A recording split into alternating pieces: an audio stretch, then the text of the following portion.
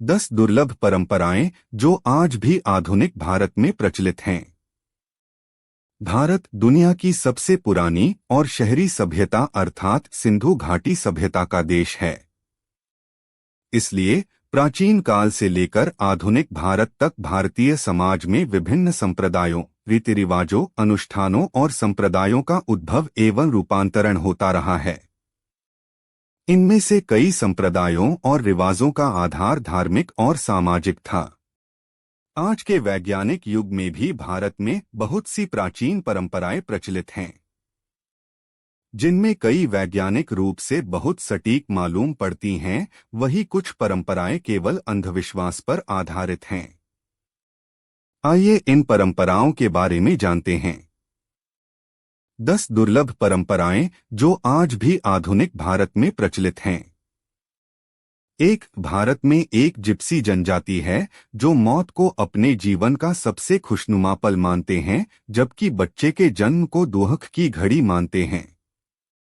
2. मलाना हिमाचल प्रदेश राज्य में एक प्राचीन भारतीय गांव है।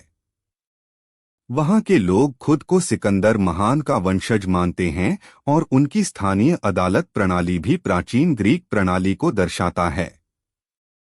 3. भारत में शादीशुदा महिलाएं पैर में बिछिया पहनती है। ऐसी भ्रांति है कि बिछिया तंत्रिकाओं पर दबाव डालता है, जिससे प्रजनन प्रणाली और स्वास्थ्य दोनों में संतुलन बना रहता है।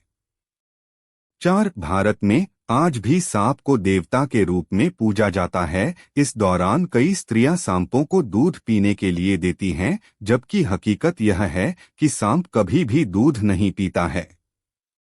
कुछ दूरदराज के भारतीय गांवों में बच्चों को मंदिर के छत से नीचे फेंकने की प्रथा है और उन्हें नीचे वयस्कों द्वारा पकड़ा जाता है। ऐसा माना जाता है कि ऐसा करने से बच्चे दीर्घायु होते हैं और उनका स्वास्थ्य अच्छा रहता है।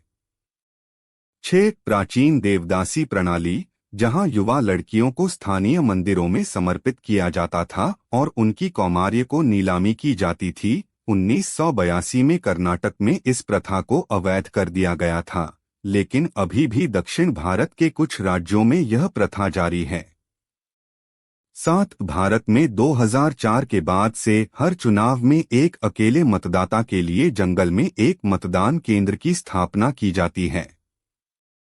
8. भारत में लंबी यात्रा के लिए जाने से पहले लोग वाहनों के पहियों के नीचे नींबू डालते हैं। उनका मानना है कि यह उन्हें संकट से बचाएगा। वे ऐसे ही उद्देश्य के लिए वाहन के सामने नारियल और अगरबत्ती भी जलाते हैं।